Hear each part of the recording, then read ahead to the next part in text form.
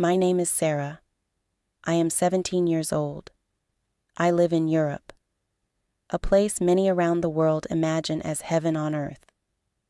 From the outside, Europe shines like a dream. People in faraway countries imagine girls here, living in beautiful houses, walking freely in clean streets, wearing fashionable clothes, and enjoying endless happiness. They believe that here we are respected, loved, and safe. But let me tell you something no one dares to say. The truth is not golden. The truth is not a dream. The truth is dark. Behind the shining streets, there are hidden shadows. Behind the bright lights, there is emptiness. Behind the smiles of many girls, there are tears nobody sees. Behind the so-called freedom, there is pain and loneliness. And I want to tell you that truth, my truth, the truth of many girls like me. Childhood dreams. When I was a child, my world was simple. I had innocent dreams, small but full of hope. I wanted to be a teacher.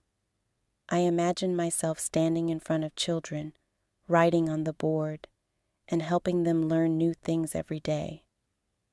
I thought, maybe one day I will make the world better with knowledge. I also dreamed of love. I dreamed of finding someone who would look at me not with hunger, but with kindness.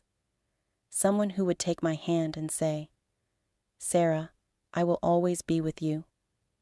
I dreamed of walking in the park with him, sharing secrets, laughing under the stars. And yes, I dreamed of wearing a white wedding dress, of being a bride, of building a family full of love. Those dreams kept me alive in my childhood. They gave me a reason to smile. They made me believe life was beautiful. But dreams are fragile, and reality is strong. As I grew older, my dreams began to break. The harsh reality. At first I thought maybe I was imagining things. Maybe I was too sensitive. But with every passing year, the truth became louder and louder. I began to see how society treated girls. I began to feel how little respect there was for us. I began to realize that the freedom everyone talks about was not what it seemed. Here in Europe, people love to talk about freedom. Freedom of life, freedom of choice, freedom of love. These words sound so beautiful, but what good is freedom without respect? What good is freedom without safety? What good is freedom if it leaves girls broken and empty? This freedom without responsibility has turned into something dangerous. Many men believe freedom gives them the right to do whatever they want with girls. They don't want commitment. They don't want marriage. They don't want responsibility. They only want to use girls for a short time and then throw them away. And the saddest part, society accepts it. No one questions it. No one protects us. My first painful experience. I was 16 when I first felt this truth in my bones. It was late afternoon, and I was walking home from school. The streets were full of people. I should have felt safe. But suddenly, I felt eyes on me, heavy, hungry eyes. Two men stood at a corner. They stared at me without shame. Their eyes followed every step I took. They whispered to each other and laughed. Their laughter cut into me like a knife. In that moment, I felt small. I felt powerless. I wanted to disappear. I hurried home, but that feeling followed me like a shadow. For days, I couldn't forget it. That was the first time I truly realized girls are not always seen as daughters, sisters, or future wives. Many people see us only as bodies. The conversation that broke me. When I turned 17, I had a conversation that changed me forever. I was speaking with a young man, just a few years older than me. I told him that one day I dreamed of getting married, having a family and living a peaceful life. He looked at me, then laughed. "Marriage," he said.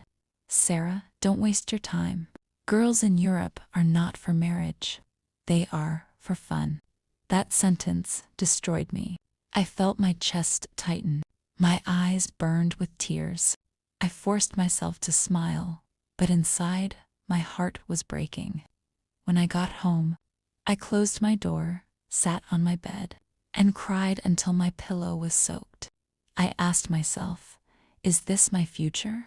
To be used for fun, but never loved. To be wanted for my body, but never for my soul. The lives of my friends. I am not alone in this pain. Many of my friends live the same reality. Sophia, only 18, works in a club. Every night, men come to her. They smile at her, touch her, and use her. She wears makeup and a bright dress, but her eyes tell a different story. One evening, she whispered to me, "Sarah, every man wants my body. No one wants my heart." Alina, who dreamed of being a nurse, finally got a job at a hospital. She worked hard. She believed in dignity, but one day her boss told her, "If you want a promotion, spend the night with me." She refused, and the next week, she was fired. Her dream was destroyed because she chose her dignity over exploitation. Maria, just 19, has been with many men, not because she wanted to, but because she had no other choice. Survival forced her into it. Now she looks at me with tired eyes and says, "Love is a fairy tale, Sarah. It doesn't exist here. These are not just stories. These are real lives. Lives of girls who wanted love but were given loneliness. Girls who wanted respect but were given pain. Girls who wanted dreams but were given destruction, used, not loved. Here, girls are not seen as partners. They are seen as products, not valued for their minds, not respected for their dreams. We are like flowers admired when we bloom, but thrown away when we fade. We are like candles burning to give light, nights of emptiness. What hurts the most is not always the disrespect. What hurts the most is the emptiness that follows. Imagine giving your heart to someone only for them to leave the next morning. Imagine standing in a crowd of people, yet feeling completely alone. Imagine lying in bed at night, your body tired, your soul heavy, your pillow wet with tears. That is the life of many girls here. We give everything, our time, our emotions, our energy, but in return, we receive nothing but emptiness. The disappearing dream of marriage. In many cultures, marriage is sacred. It is a bond of love and responsibility. But here in Europe, marriage is disappearing. Men don't want commitment. They say, "Why marry when I can enjoy without responsibility?" And girls wait. They wait for love, for respect, for commitment, but it never comes. The dream of the white wedding dress stays locked inside our hearts, collecting dust like an old memory. The silence of society. And what does society say? Nothing. When girls suffer, people shrug and say, "It's her choice." When men use girls, they smile and say, "It's normal." When marriage disappears, they celebrate and say, "It's freedom." But freedom without responsibility is poison. And society's silence makes the pain even heavier. My inner struggle? Sometimes I stand in front of the mirror and stare at myself. I ask Sarah, "Who are you? Are you a human being with dreams? Or are you just an object in this society?" I want to believe I am strong. I want to believe I am more than what they see. But some nights, the voices of society drown out my own heart. I cry. I feel empty. I wonder, will anyone ever love me? Not my body, but my soul. Why I am sharing this. So why am I sharing my story? Because the world needs to hear the truth. From the outside, Europe looks like paradise. But behind the shine, there is suffering. Behind the freedom, there is emptiness. Respect is more important than freedom. Love is more important than pleasure. Family is more important than temporary fun. My message to the world, to the men of Europe, I say, love us, don't use us. Respect us, don't break us. To the girls of Europe, I say, don't lose hope. Even if society ignores us, remember, we are not toys. We are not products. We are human beings with dignity. To the people outside Europe, I say, don't believe the perfect dream you see on television. The truth is different. The truth is darker. My hope, yet even in this darkness, I keep a small flame alive in my heart, a flame of hope. I hope that one day men will realize that respect is stronger than desire. I hope that one day girls like me will not cry alone at night. I hope that one day love will return. Real love, not fake. Until that day comes, I will not stay silent. I will keep speaking. I will keep telling the truth, because silence is dangerous. And maybe, just maybe, my voice can bring light to this darkness. This is my story. The story of Sarah. The story of the dark truth of European girls.